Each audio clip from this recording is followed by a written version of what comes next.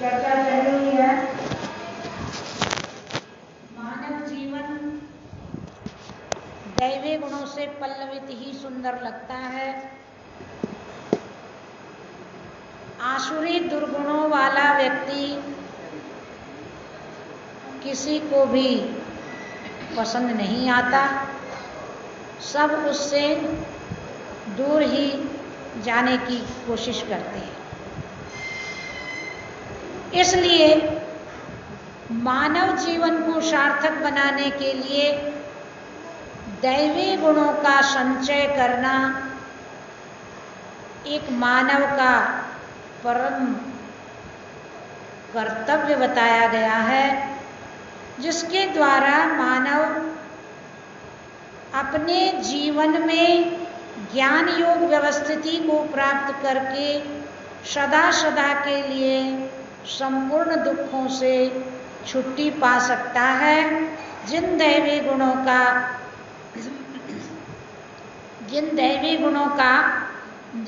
गुणों की प्राप्ति किसी दरबार में आके होती है।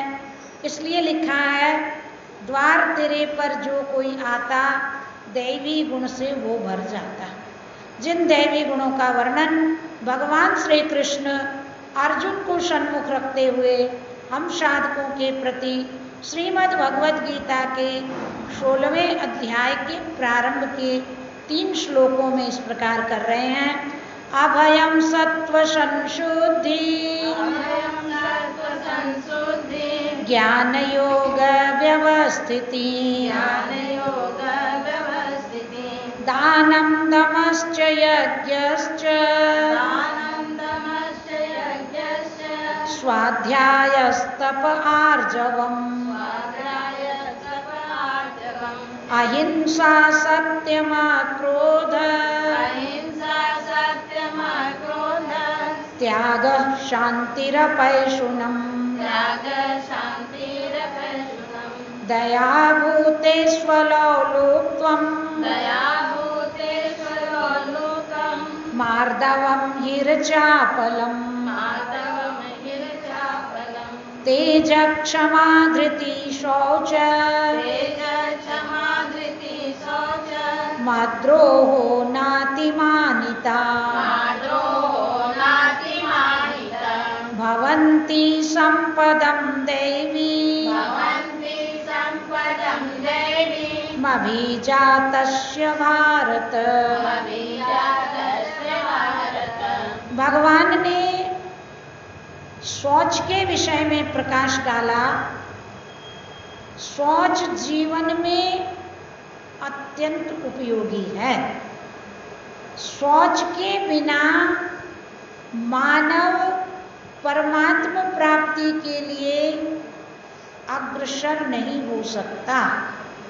मैले बर्तन में कभी भी कोई वस्तु नहीं रखी जा सकती। जब तक पात्र की पवित्रता नहीं होती तब तक हम उसमें कोई पदार्थ नहीं डालते। इसी प्रकार से ही जब तक अंतःकरण स्वच्छ नहीं होता तब तक परमात्मा हृदय में होते हुए भी स्पष्ट नहीं होते। इसलिए शास्त्र आचार्य गुरुजन कहते हैं शौच की आवश्यकता है, अर्थात पवित्रता चाहिए। भगवान ने भी श्रीमद् भगवद गीता के 13वें अध्याय में भी इसका संकेत दिया है। 7वें श्लोक में जो भगवान ने ज्ञान के साधन बताए उसमें भी शौच बताया है।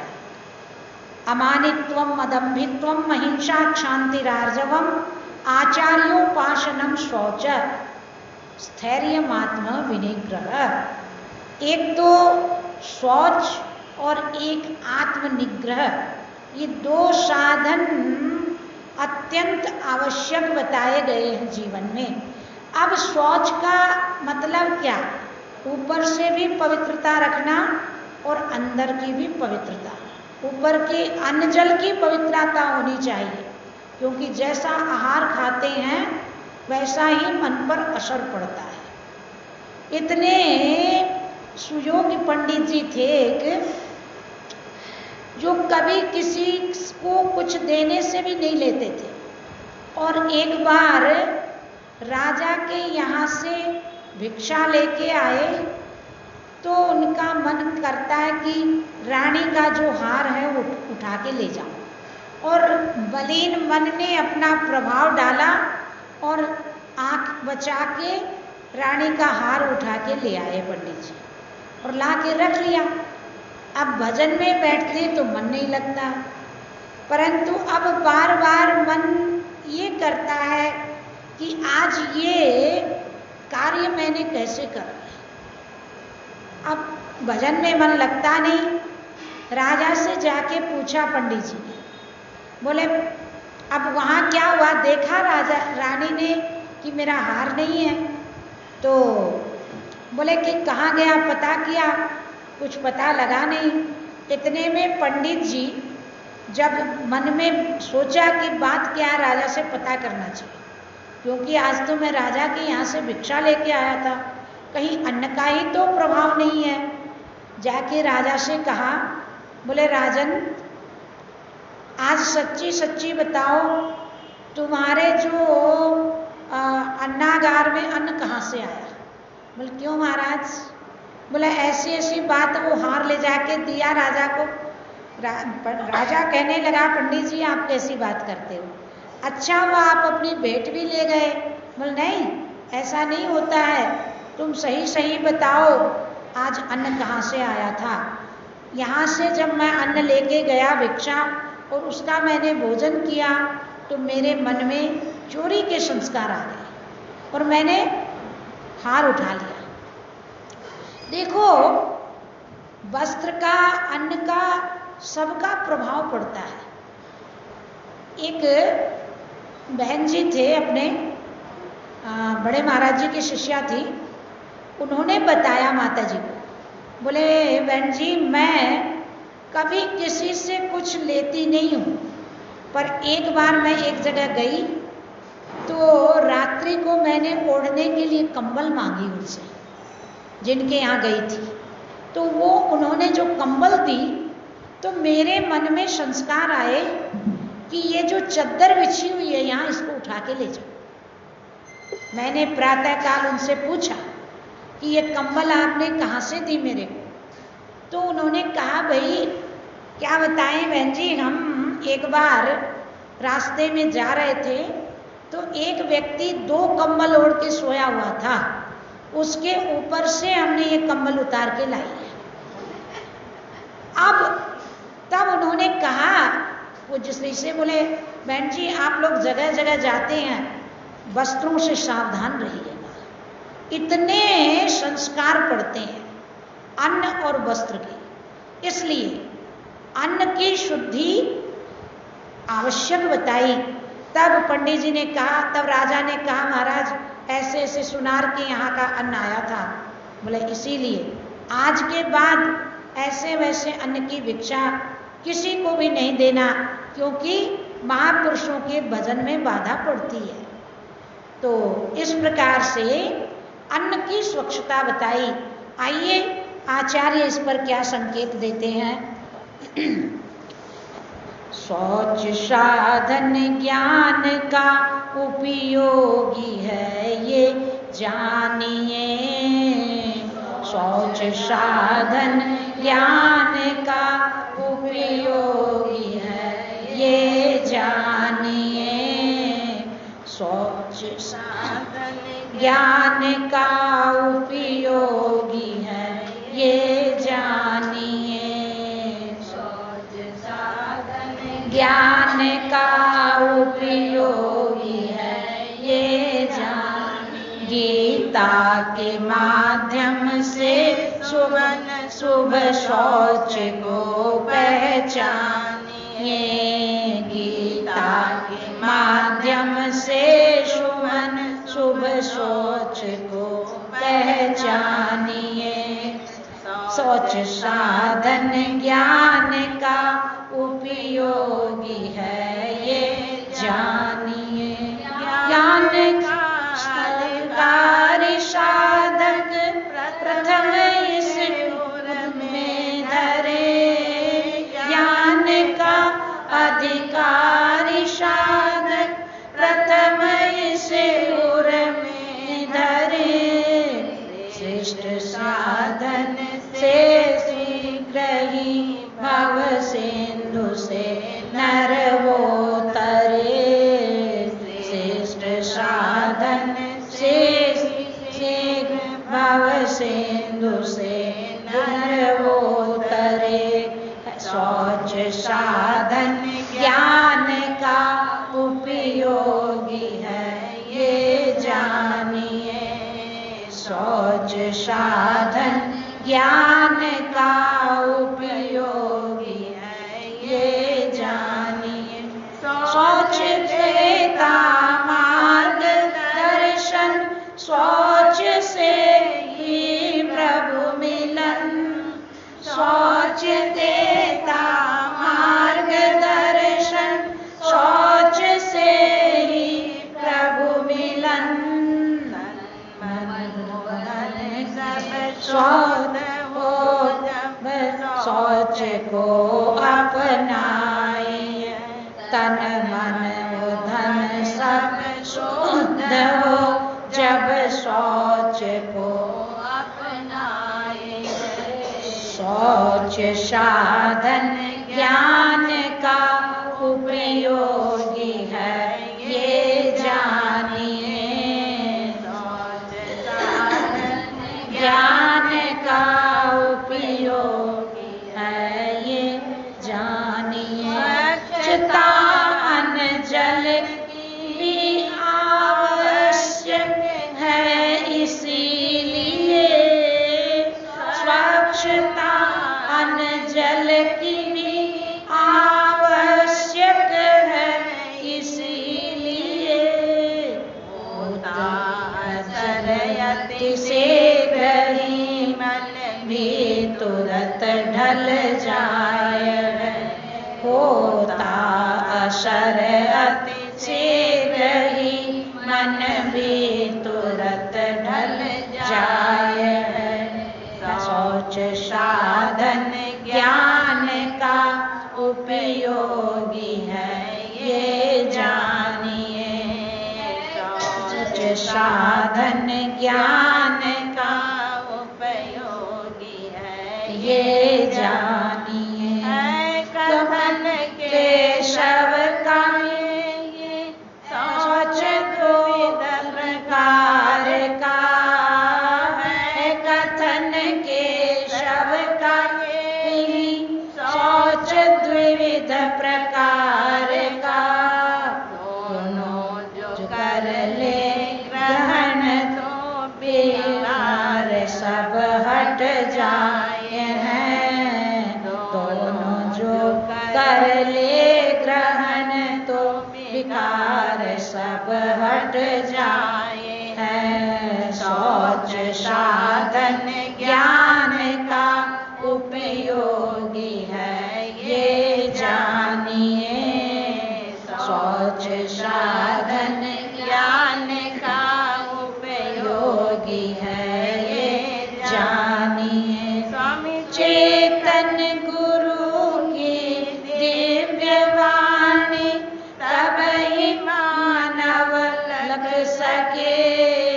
स्वामी चेतन गुरु की दिव्य वाणी तब ही नव लग सके।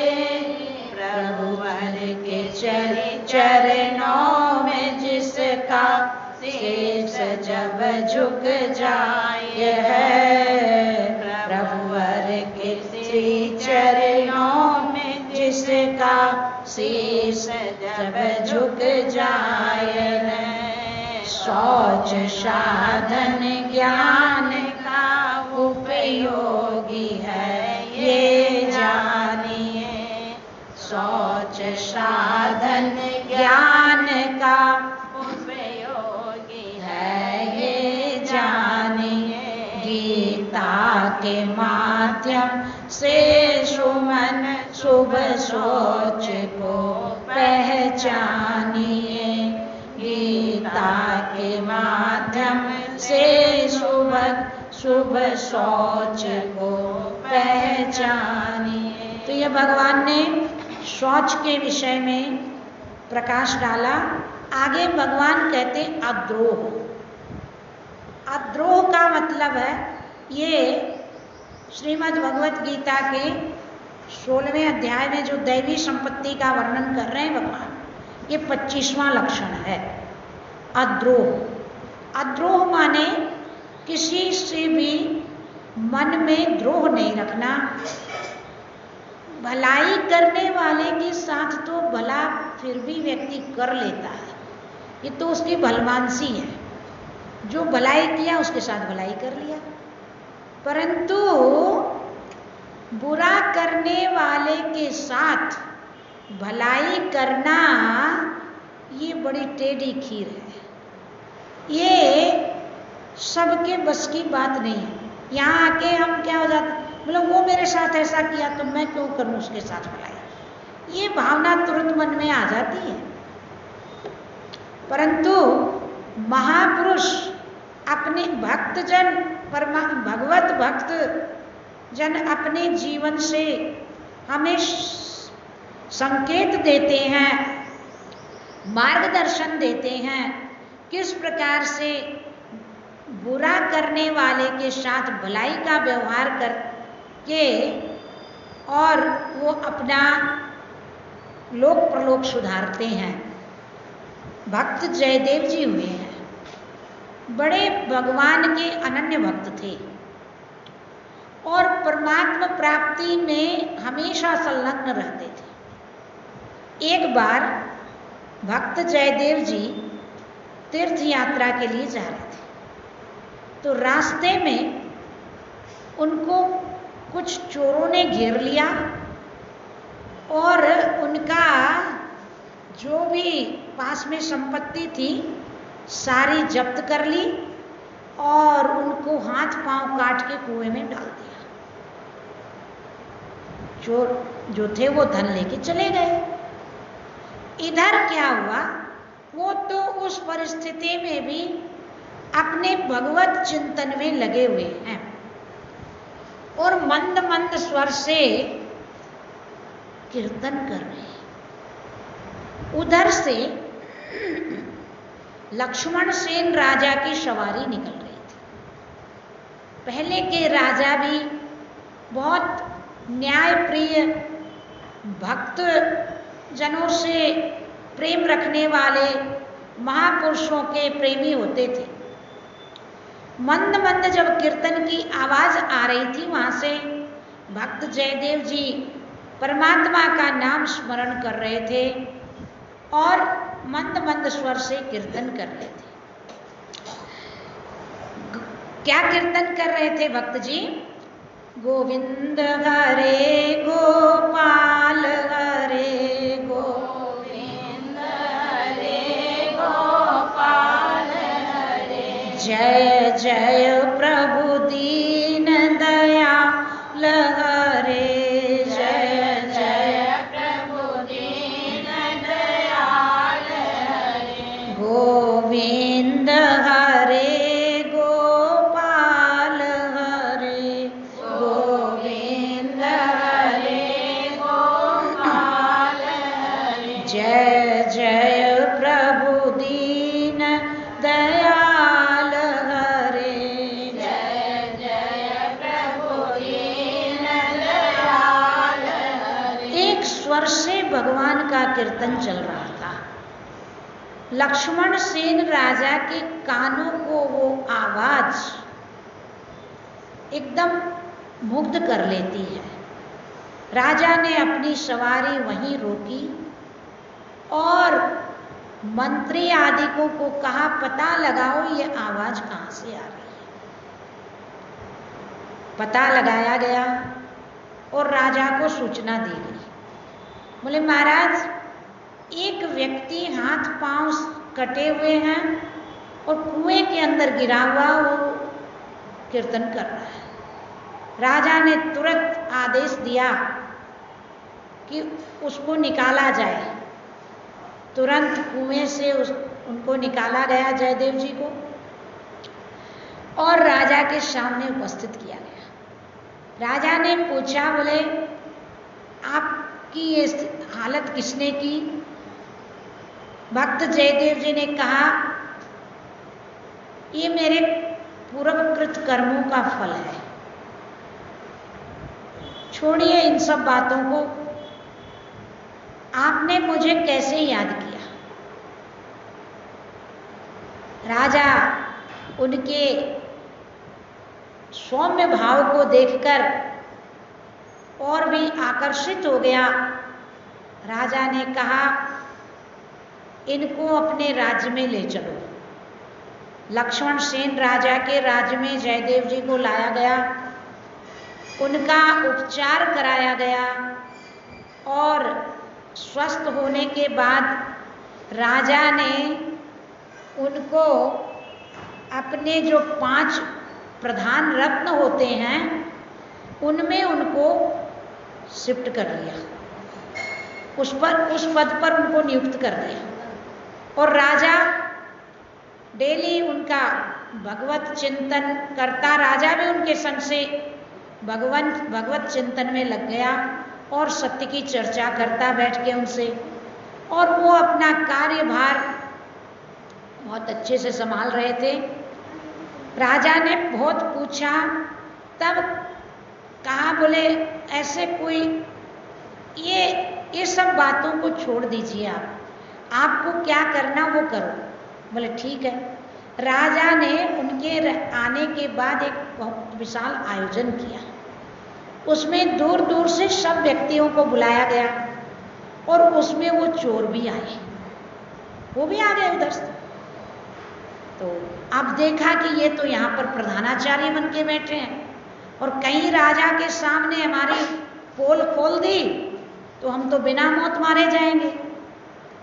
अब वो लोग अंदर ही अंदर, बोले चोर की दाढ़ी में तिनका, जो गलत काम करता है उसका मन खुद का ही क्या होता है, हलचल में रहता है। अब इधर क्या हुआ, जयदेव जी ने उनको पहचान लिया और राजा से कहा, राजन ये मेरे बहुत पुराने मित्र हैं, इनका जितना स्वागत सत्कार किया जाए थोड़ा। राजा ने कहा, आपके मित्र हैं तो फिर कमी किस बात की। बहुत अच्छे से उनको रखा गया, खूब उनकी खातिरदारी हुई वहां पर। परंतु कहते हैं कि हल्दी जर्दी ना तजे और खटरस तजे न आम, और नीच निचाई ना तजे चाहे करो कोटि प्रणाम। नीच अपनी निचाई छोड़ने में मजबूर है बेचारा, उस पर आप उपकार भी करोगे तो भी वो सोचेगा कि कोई इसको मतलब है इसलिए कर रहा है। जैसे कहावत है ना, गधे को घी खिलाओ तो वो कहता मेरी आंख फोड़ेगा, ये कहावत है। बोले नीति शास्त्र कहता है, नीचन पर उपकार जो कोप हेतु नहीं शांत, जो सरपन पे पान भी केवल विश्व वृद्धांत। सांप को दूध पिलाने से जहर बढ़ता है, ऐसे ही नीचों पर किया हुआ उपकार कोप का ही हेतु बनता है। परंतु महापुरुष सज्जन उस पर ध्यान नहीं देते। अब देखिए, राजा ने पूछा, बोले जब आयोजन की समाप्ति हो गई तब राजा ने पूछा, बोले और इनके लिए क्या करना है, आप जो बोलो इनके लिए करने के लिए तैयार हूं मैं, आपके मित्र हैं तो क्यों कमी रखूंगा। जयदेव जी ने कहा, आप इनको जितना कुछ दे सको वही थोड़ा है। राजा ने 5 व्यक्ति थे, वो 5 कहार को उनके लिए धन देके भेजा, 5 कहारों को इतनी संपत्ति। अब लेकर के जब जाने लगे वो लोग, तो रास्ते में कहारों ने पूछ लिया, बोले आपका इनसे क्या रिश्ता है जो आपकी इतनी खातिरी कराई और राजा से इतना पारितोषिक दिलाया आपको, परंतु देखो नीच अपनी नीचता छोड़ता नहीं है, उसका तो फिर भगवान उद्धार ही करते हैं। वो क्या कहते हैं, बोले आपको पता नहीं है, ये एक राजा के राज्य में कर्मचारी के रूप में काम करते थे और वहां इनसे कोई गलती हो गई थी तो हम वहां पर उस समय प्रधान के रूप में नियुक्त थे। तो राजा ने हमसे कहा था कि इनको जान से मार डालो। तो हमने सोचा भाई हम हत्या क्यों करें और राजा का हुक्म भी नहीं टाल सकते, तो हमने इनको हाथ पैर काट के कुएं में डाल दिया था। अब ये सोच रहे हैं कि कहीं हमारी पोल नहीं खोल दे, इसलिए हमारा मुंह बंद करने के लिए इन्होंने ऐसा किया है। अब अति हो गई ना, भगवान कैसे बर्दाश्त करते हैं? बोला अति कभी ना करना प्यारे, इति तेरी हो जाएगी, बिन पंखों के पक्षी जैसी गति तेरी हो जाएगी।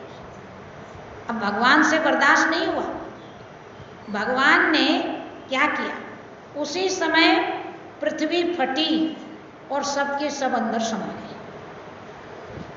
अब वो धन किसको दे, वो लेके वापस आए। तो राजा ने जब पूछा तो सारा वृत्तांत बताया। जयदेव जी सुनकर के बड़े दुखी हुए और मन ही मन भगवान से प्रार्थना करने लगे कि हे प्रभु, इनको किसी प्रकार का कष्ट नहीं होना चाहिए, ये तो अनजान थे, इन्होंने मेरे साथ ऐसा किया, परंतु कोई बात नहीं, मेरा तो कोई कर्म भोग था इनसे, वो मेरा सलट गया, पर आप इनको सद्गति देना। देखो ये है सज्जन पुरुषों की भलाई। अद्रोह, मन में द्रोह नहीं रखा उनके प्रति कि हाँ इनके साथ ऐसा होना चाहिए, ऐसा नहीं कहा उन्होंने। कहा प्रभु इनको सद्गति दीजिए। जो एक महापुरुष हुए हैं ज्वाला प्रकाश जी, जिनके बड़े मधुर मधुर भजन हैं, वो जिसरे तो प्राय उन्हीं के भजन गाया करते थे। उन ज्वाला प्रकाश जी के साथ ऐसा हुआ, एक कोई व्यक्ति उनका शिष्य बन के आया और धीरे धीरे उनका सारा भेद लेने लगा। और एक दिन अचानक सभा में ज्वाला प्रकाश जी प्रवचन कर रहे थे, सभा लगी हुई थी, उस व्यक्ति का साहस देखिए, उसी बीच आकर के और उसने शस्त्र प्रहार करके उनके 3 टुकड़े कर दिए। अब जब वो शस्त्र प्रहार करने लगा तो ज्वाला प्रकाश जी मन ही मन भगवान को मना के कहने लगे, प्रभु इसका कुछ भी नुकसान न हो जाए, इस बात का ध्यान रखिएगा। अब वो तो तीन टुकड़े जब कर दिए तो उनका तो वो तो ब्रह्मलीन हो गए। अब इधर क्या हुआ, सब उसकी खोज करके उसको सजा देने के लिए तैयार हुए और सजा भी ऐसी दी कि उसको प्राण दंड दिया, क्योंकि वो उपयुक्त था उस समय ऐसा करने के लिए। वो लोग अब भक्तों से कहां से बर्दाश्त होगा, इतना बड़ा कार्य जो उसने किया तो भक्त कैसे सहन करेंगे उसको। उन्होंने उसको राजा के द्वारा प्राण दंड दिलवाया। अब प्राण दंड जब उसको मिला तो वो मर के ब्रह्म राक्षस बना और ब्रह्म राक्षस बन के उन्हीं के आश्रम पर प्रभाव दिखाने लगा, अपना परेशान करने लगा उन लोग को, आके भक्तों को। तब किसी श्रेष्ठ महापुरुष से उन्होंने सलाह की, बोले ऐसी ऐसी बात है, और सारा वृत्तांत बताया। तब उन्होंने कहा भाई इसकी सदगति कराओ और इससे पूछो।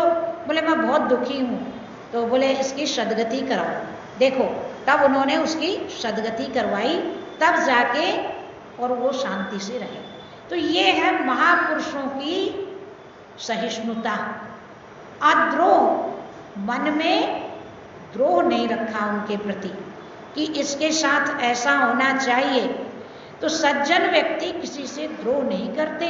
इसलिए आचार्य कहते हैं तत्वदर्शी कभी द्रोह करते नहीं, तत्वदर्शी कभी द्रोह करते नहीं। रूप अपना सभी में वो देखें सही, रूप अपना सभी में वो देखें सही। ये कहते हैं कृष्ण गीता के अंदर, ये कहते स्वयं कृष्ण गीता के अंदर।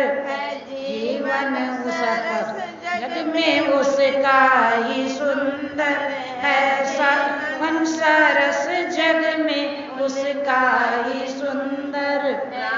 प्यारे हैं सज्जन भी मुझको वही, प्राण प्यारे हैं सज्जन भी मुझको वही। तत्वदर्शी कभी द्रोह करते नहीं, तत्वदर्शी कभी द्रोह करते नहीं। जिनकी वृत्ति सारी, जिनकी वृत्ति हमेशा ही खुद में रहे, जिनकी वृत्ति हमेशा ही खुद में रहे। वेद महतों का भला कोई कैसे कहे, वेद महतों का भला कोई कैसे कहे। जिसकी निष्ठा अटल एक में ही रही, जिसकी निष्ठा अटल एक में ही रही। तत्वदर्शी कभी द्रोह करते नहीं, तत्वदर्शी कभी द्रोह करते नहीं। समदृष्टि है उनकी न जाए बखानी, समदृष्टि न उनकी न जाए बखानी। मधुसूदन कहे जग में दुर्लभ वो प्राणी, मधुसूदन कहे जग में दुर्लभ वो प्राणी। मुझमें उनमें न रंजक जुदाई कहीं, मुझमें उनमें न रंजक जुदाई कहीं। तत्वदर्शी कभी द्रोह करते नहीं, तत्वदर्शी कभी द्रोह करते नहीं। स्वामी चेतन गुरु ने सब साथ दिया, स्वामी चेतन गुरु ने संदेशा दिया। जिसको प्यार ने पूरा है धारण किया, जिसको प्रभुवर ने पूरा है धारण किया। आए इनकी शरण सारी दुविधा गई, आए इनकी शरण सारी दुविधा गई। तत्वदर्शी कभी द्रोह करते नहीं, तत्वदर्शी कभी द्रोह करते नहीं। रूप अपना सभी में वो देखें सही, रूप अपना सभी में वो देखें सही। तो इस प्रकार से जो महापुरुष हैं उनके चित्त में अद्रोह रहता है। इसी अद्रोह सद्गुण के कारण महापुरुष अपने जीवन के द्वारा अनेकानेक जीवों को मार्गदर्शन देके और जीवन का कल्याण करते हैं। शेष चर्चा कल के प्रसंग में रखेंगे। कल भगवान बताएंगे नाति मान्यता अर्थात ज्ञान के अभिमान।